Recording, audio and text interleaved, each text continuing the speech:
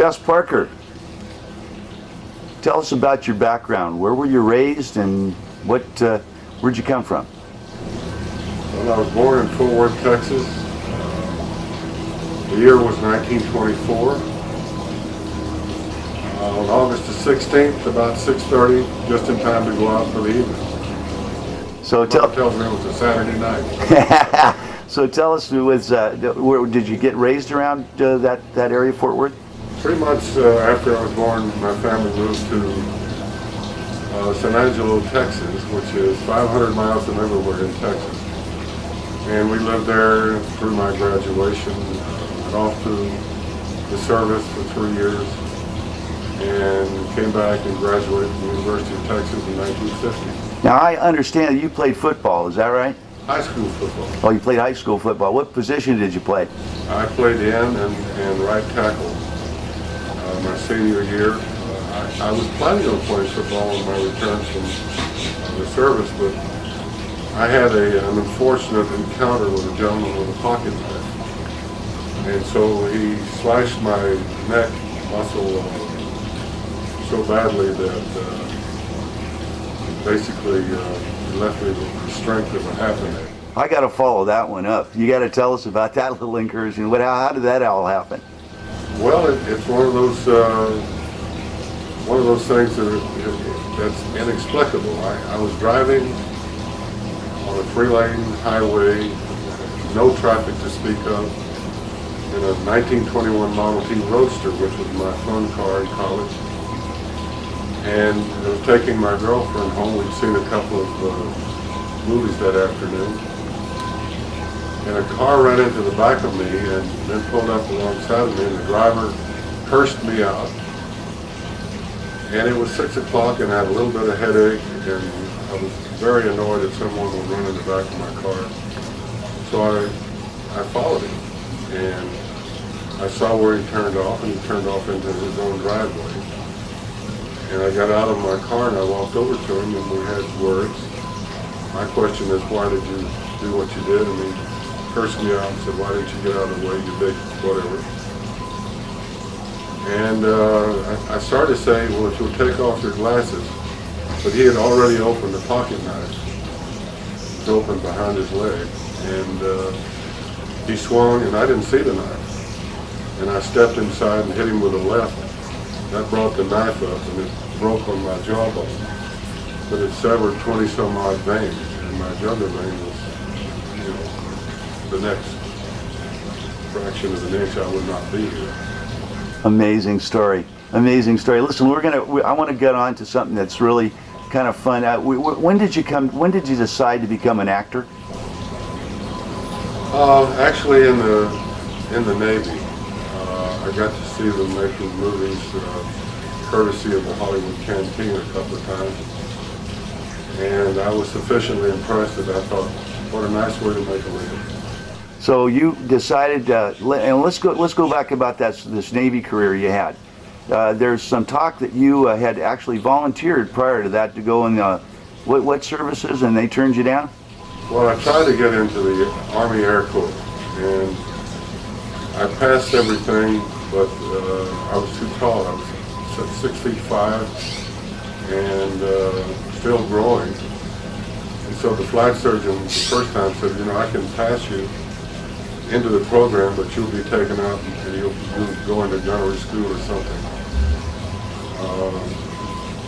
So when did you go in? When did you go? Eventually you went into the Navy, is that right? Well, I graduated from high school in 1942, and I went to Texas A&M Military College. I wasn't a very good student. They invited me to leave. So my draft board said they had fulfilled their quota, so if I wanted to go to another quarter or semester of school, that I could. So I said, okay. And at the end of that, I volunteered for the Navy. But in the meantime, I went to Dallas with some of my classmates at Texas A&M to try to get into the Naval Air program. Once again, the height knocked me out. Incidentally, I've just finished reading a book, an autobiography by Jim Arness, Gunsmoke. Right. He had exactly the same experience. He was 6'7", and they turned him away too. Well, let's go to to this Navy story that's sort of almost as legendary as Davy Crockett is.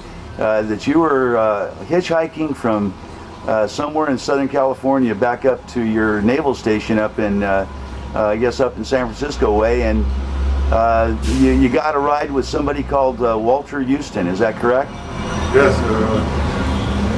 Walter Houston. Actually, the geography is not quite right, but my friend and I hitchhiked up from down near San Diego, and we were on Cahuenga Boulevard at 10 o'clock at night, and Mr. Houston and his wife stopped, and we had a nice ride with the Bakersfield. So how much effect did that have on your career? Well, he told me a little bit about his where he came from. He was a Canadian. He was a farm boy. He ran away from home. He got a job with a traveling group, actor. And at first he just, did the scenery and the manual work. But as time went on and he got acquainted, they gave him a line and then more and more parts. So did he have any effect on your career?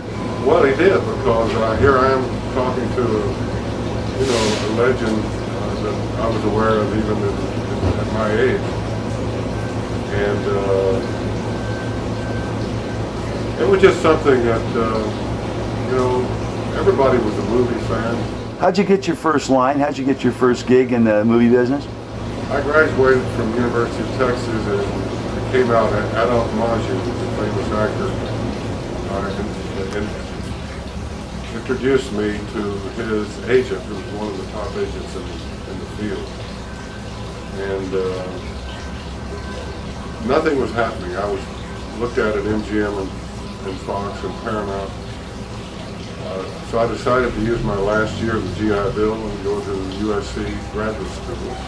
And I was studying history of the theater.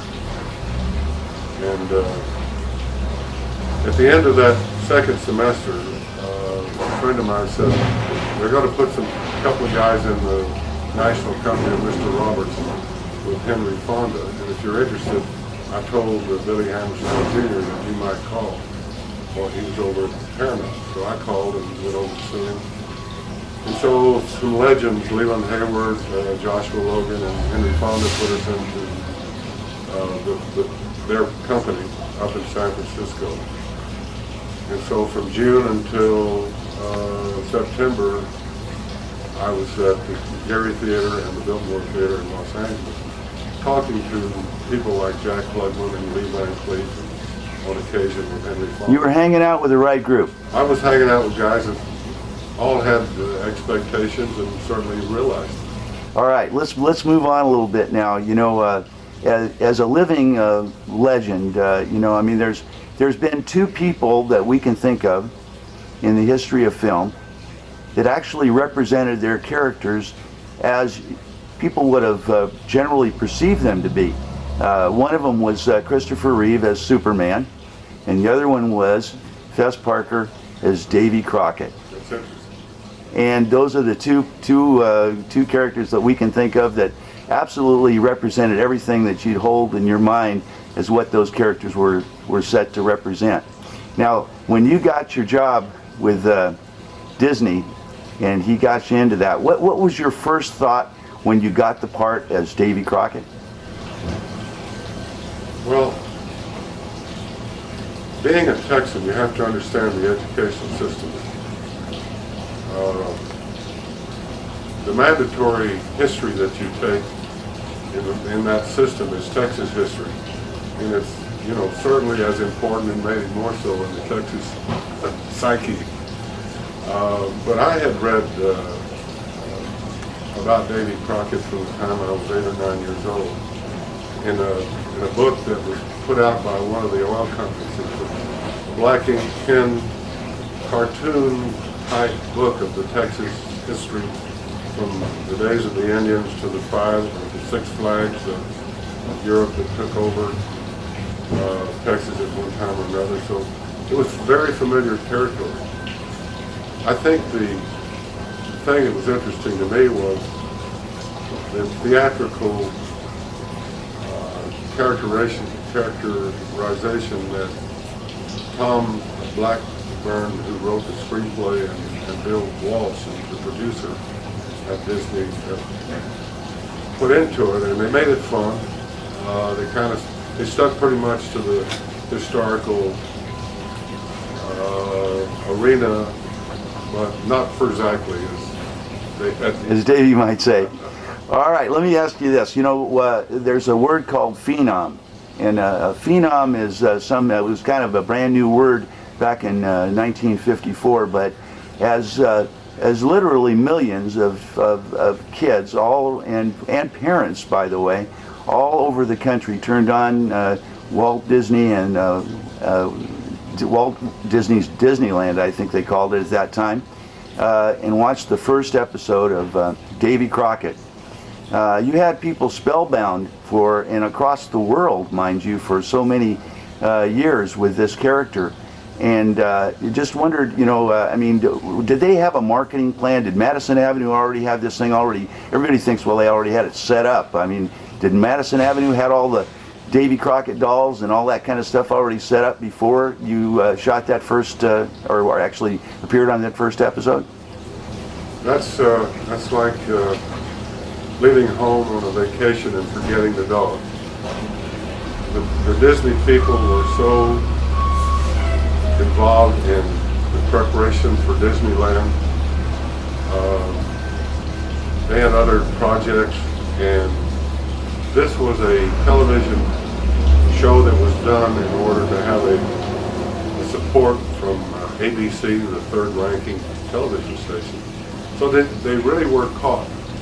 They had been marketing merchandise around the world for a number of years, but there was no preparation, and it got out of control. They couldn't keep it in the context of Disney. It became anybody's gold mine if they could get the product.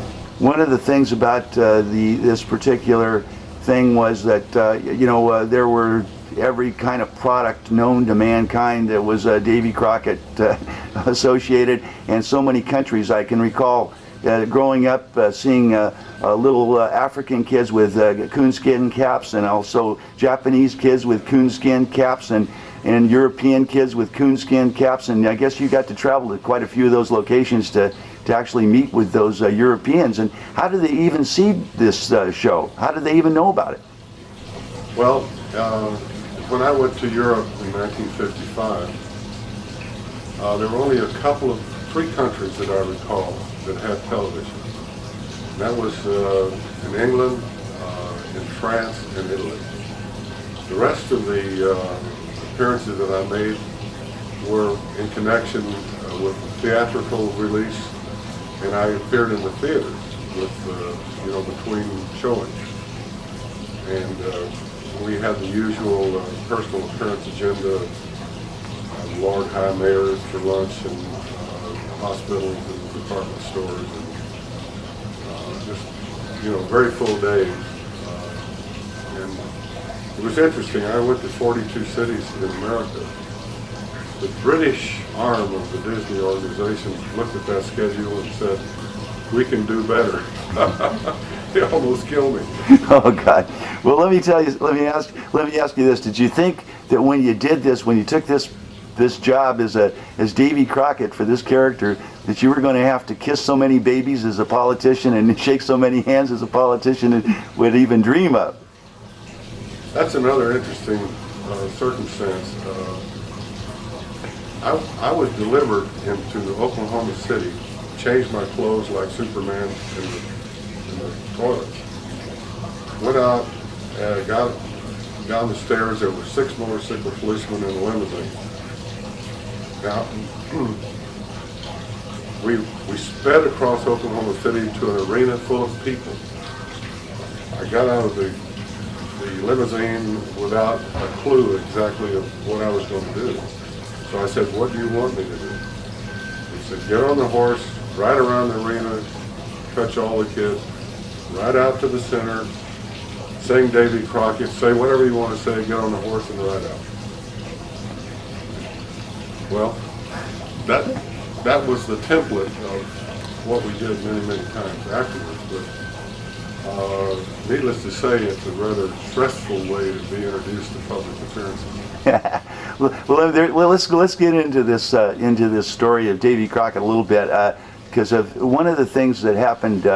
You know, they look at Davy Crockett. They said it was a phenomena, and it was the first real phenomena, I think, in American history. It was one of those things where they'd had personalities before, of course, but they never had this marketing phenomena of a character, of a legendary character.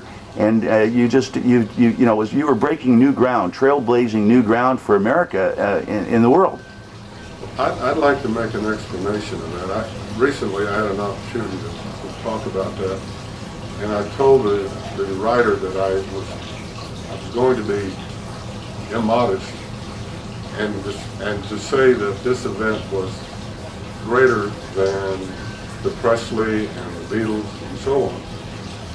And I said that on two bases. One is that we did not have a continuing presentation of film or music. So both of the two that I mentioned did.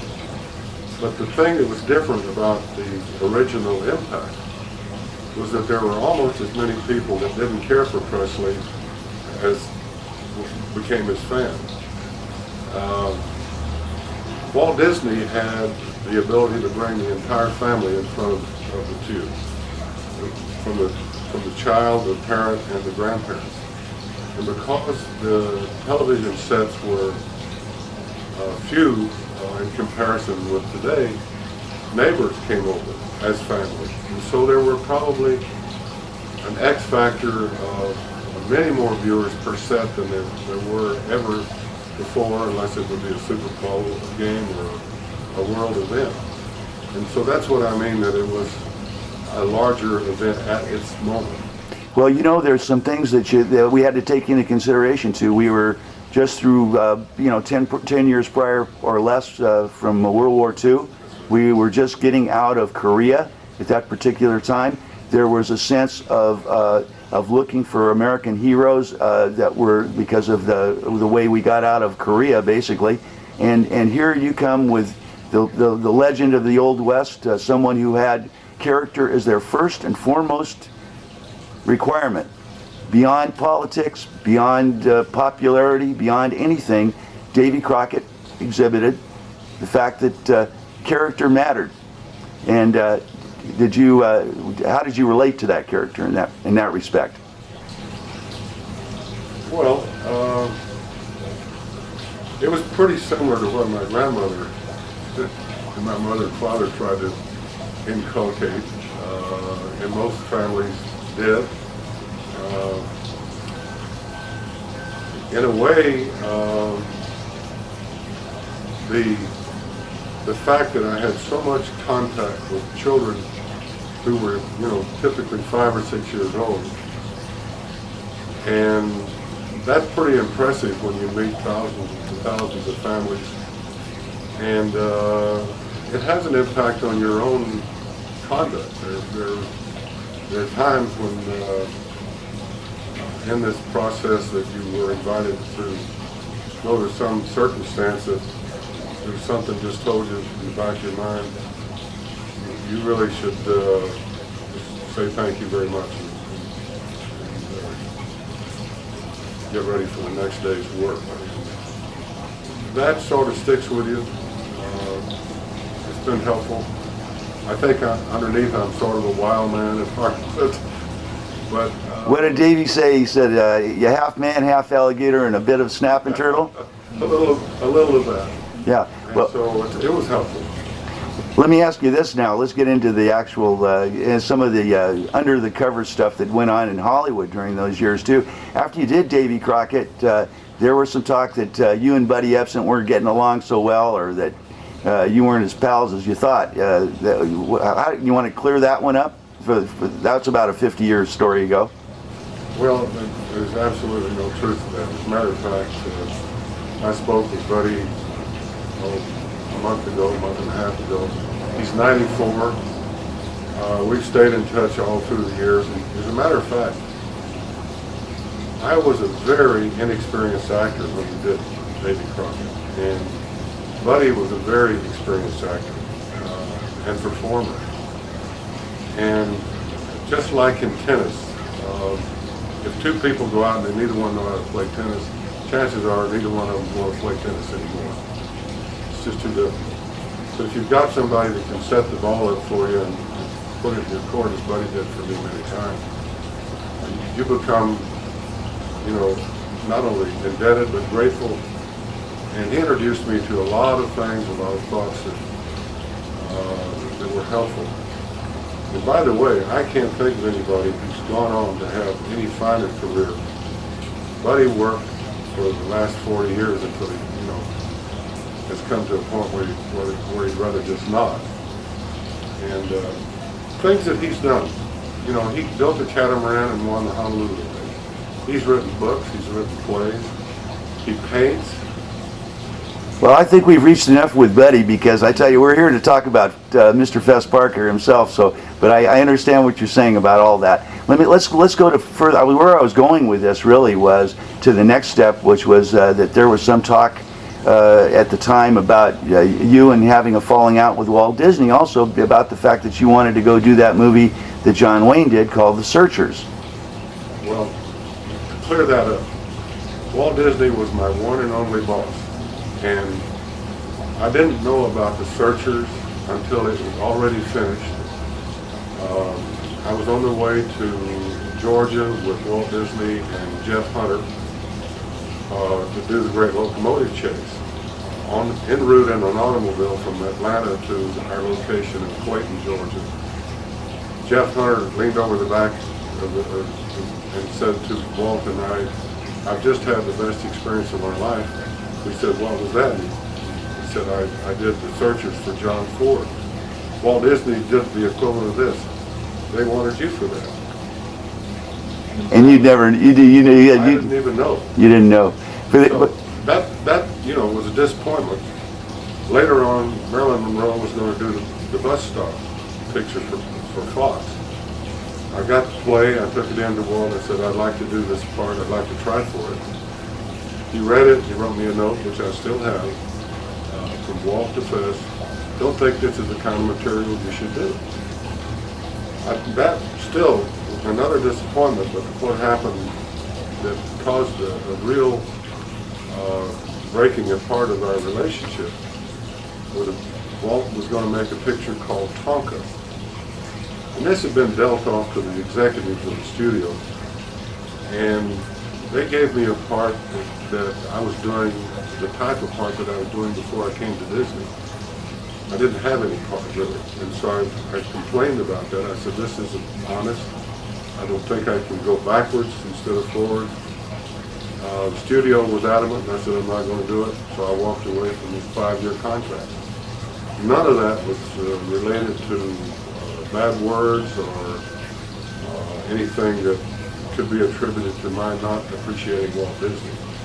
He gave me something that no one else could give me. Well, let me tell you what happened, and this is an objective observer's opinion, Mr. Parker. I got to tell you, you know, John Wayne in 1960 came out with a movie called The Alamo, and everybody just bent over and was upset, very, very, very upset with the fact that a man named Fess Parker wasn't named to be somebody called Davy Crockett in that movie.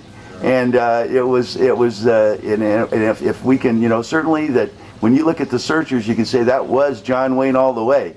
But when you look at The Alamo, you'd say that Fess Parker was missing from that part as Davy Crockett. Well, you're very kind. Now, moving on from that, let's talk about some modern day things. You've been now they've cast, let's see, they've cast you as the king of the vintner frontier here. They've also cast you as a gentleman vintner, and they've also cast you as the Baron of Santa Ynez Valley. So you got 3 different casting parts here, and we'd like to find out which one you think you are. Well, probably none of them, but it's kind of fun to have the little sober days here and there. The Valley represents to me something that is the icing on the cake in my life. and that is that in 1965, I had a chance to start a winery and a vineyard with my son, who was at a point in experimenting with his options in life and had not found anything that he was passionate about. So we went through a lot of growing pains. Our relationship has changed, and he's matured. He's the president of the company. My daughter is on board, my son-in-law, my grandson. This is a family that has an interest in several career opportunities, and we have 9 grandchildren. And so the real kick is to see these kids grow up and start to adjust to what life really offers. They don't really understand quite. What they would rather have is Fridays and Saturdays off.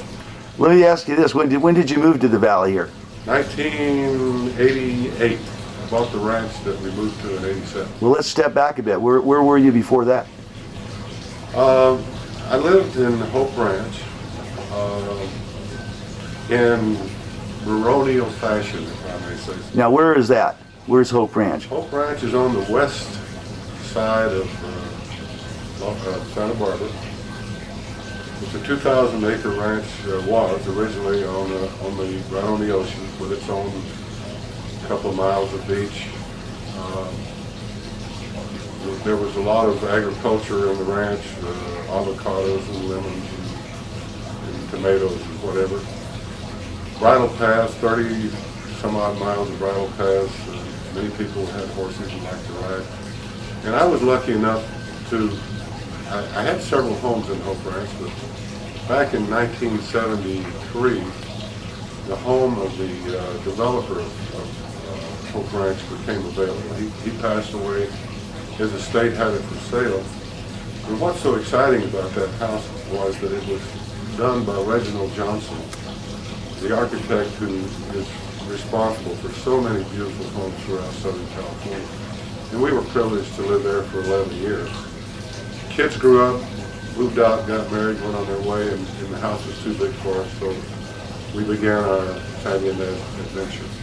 All right, now let's move away from some. Maybe we should touch on that. You've had some go-rounds here with the local politicians, and being that with all of your background with Davy Crockett and watching all of his things, how come you never got in politics? I suppose there's an old punchline. I won't go to the front of the story, but just lucky, I guess. Well, let me tell you this. I guess it was in 1985, then President Reagan asked you to go to take a visit to Australia, did he not? I was honored to represent the President at the Coral Sea celebration. When you got back, I guess Mike Deaver said that, were you interested in being the ambassador to Australia? Was that in seriousness or was that in jest? Well, there were a couple of moments. One earlier, before I went to Australia, and he said, we were talking about the Far East and the cities that we liked. My wife loved Singapore. And so he asked her would she like to live there, and she said she'd love it. And then he said to me, would you like to be the ambassador to Singapore? I said, have another beer. And we dismissed it. But when the thing came up for the Coral Sea, I went over and the reception was wonderful. I love the Australian people.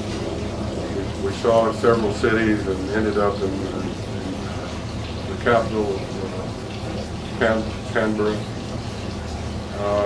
We met the ambassador's staff and spent the night in the embassy, and came home and said it was a wonderful thing. Went back to Washington, D.C. and had dinner with Michael Deaver, and he asked about Australia, and the same story, and it came up that the ambassador had left the day that I arrived, and the position was open. There was a couple of factions. One is the California faction, the other was the State Department. And I think Mike's idea was to kind of slip somebody in the middle, and he was offering me that opportunity. What was great about it was that I spent an afternoon with Secretary of State Schultz and his wife Opie, drinking iced tea and sort of getting the picture. Well, how did it turn down though? Let's go to that. How did that all? So you were more or less saying you wanted to do that job, but somehow it didn't happen. Why was that? After I heard, after I had a couple of hours with Secretary of State Schultz, I said, maybe this is something more than I bargained for. Oddly enough, the position was open to New Zealand at the time. But I think I made the right decision. We had a great ambassador there that followed up the gentleman that left. And then I considered running for the United States Senate. And Michael Weaver was helpful to me in being able to talk to Stuart Spencer, who was President Reagan's, specialist, consultant when he ran for governor. And all in all, I came very close to making that decision, but one thing that stopped me. Mrs. Parker said, if you run and win, you go to Washington, I'll stay in California. That didn't seem to work. Moving right along, let's get up to I think it was a lot of things have changed since the days of Davy Crockett. Family values have changed. The whole country has changed. It seems like you've got a very strong background in politics and also in understanding what America is supposed to be about, or what you'd like to see it be about. Can you give us a feel for what you think the new days are about? I think the conversation that I'm having often is relative to how we got into the position of speaking of sooner than later war taking out Saddam. And it's probably a cusp in our history. I think we've shifted a bit and have moved away from being a reactionary respondent to circumstances to considering an action first situation. Well, let's talk with that, because 9/11 was it was supposedly the reason why that we've changed our philosophy. Where were you on 9/11? What did that have to do with you at that point? What do you think that meant to the change of our policy? Well, I think 9/11. I happened to be I was in Santa Barbara, and I was watching the news, and I happened to see as much of it as anybody could away. I think it was the beginning of, once again, a chill of fear that ran through the nation. I think some of the things that have come out following that are disturbing. We are finding out that many people have lost their belief in the FBI, in the CIA, and many other institutions of government that were unassailable. Perhaps should have been more scrutinized, but we've sort of fractionalized all of our government, and we have some disarray about this. We have a president who, in the wake of 9/11, has followed up on what best information we have of our true circumstance as to peril. And I think we all basically pray that that information is of such a nature that it's accurate. The right decision is made. Right.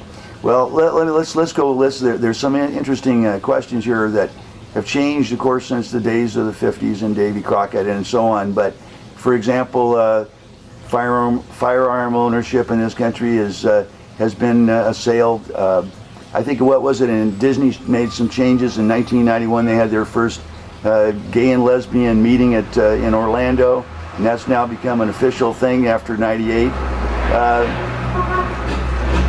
Visions of America have changed a great deal. You think this is a good thing, a bad thing, or what do you think it is?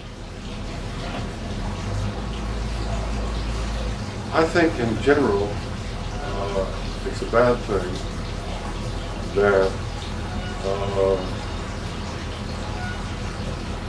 the portrayal of cable stations of material that you wouldn't be comfortable sitting down with your parents or your peers and watching is put before you, before the children. They used to say mixed company, as I recall. Beg pardon? They used to say mixed company, as I recall. Yes, I would say that, and it's all contributed in my mind. I mean, it's what do you aspire to? I think the greatest thing that was totally a surprise, going back to the Crockett circumstance, is that many of the men and women who fought the war in Vietnam and who are young grandparents or, about to be in this generation, they took value, and it affected their lives. Now, today, I see little kids who are a part of a parade in Peoria doing the bump and the grind and whatever else they can manage in emulation of the kids, the teenage popular singers and dancers. Well, Mr. Parker, they're just going to say you're an old fogey. They're going to say, you're out of touch with the new and the innovative and all that kind of stuff. Well, I may be out of touch, but I know that everyone would agree that a book can affect the way you think and act. I think something that you see and hear is even more effective, especially if you're at an impressionable age. And it's a sign of the times. I read that pornography is the biggest moneymaker on the internet. Marijuana and dope contribute billions of dollars to somebody. And we spend billions of dollars in a very ineffective way of dealing with it. Well, let's do some corrective action here. If it was a perfect world and you could have it your way, tell me what you do about pornography and illegal substances. Well, I don't want to get at odds with the Supreme Court and, the individual rights that people feel so strongly about in being able to express themselves. At the same time, I believe that there could be, for those people that want to watch pornography, there could be some channels available to them at an hour that would protect other people who don't want to watch it. The availability would be there. It would simply be at a different time.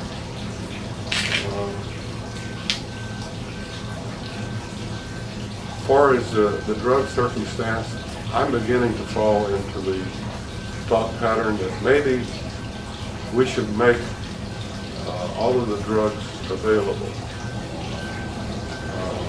It would be cheaper if the government made it, actually manufactured the drugs and gave it to the people. It's the people's opiate anyway, some part of the public. So you're following what they do in the Netherlands and Holland.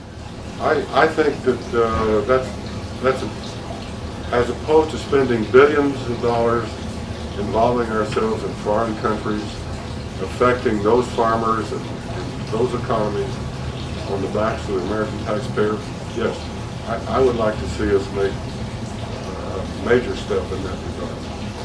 Let me ask you this. We're sitting at the Fess Parker Inn and Spa right here in beautiful downtown Los Olivos, California. And it's a world destination resort. You have a beautiful winery. You've experienced so much in your life, and you've had such an apparent beautiful life with a wife of what, 43, 44 years? Working on 43, I think. Yeah, and so what's going to be? You know, Davy Crockett left one heck of a legacy, a legendary figure that you brought back into American consciousness. The Davy Crockett that was well, you will always be that character in everyone's mind. You can't get out of central casting without being that. What does Fess Parker say to the American people right now about those values and about what he believes after so many years of being that character? Well, you know, I have to make a comment because I was the first person in the witness protection program. 10 years after Davy Crockett, I put on the cap, and for the next 6 years, 165 hours of film, the equivalent of 80 some odd movies. I said, my name is Daniel Boone, and this is my wife, and these are my children, and somehow or other the American public let us do that. So I really feel like that I wasn't as typecast as you might think. In some of the ways, and this will sound, I talk about this often, so I'll mention it too.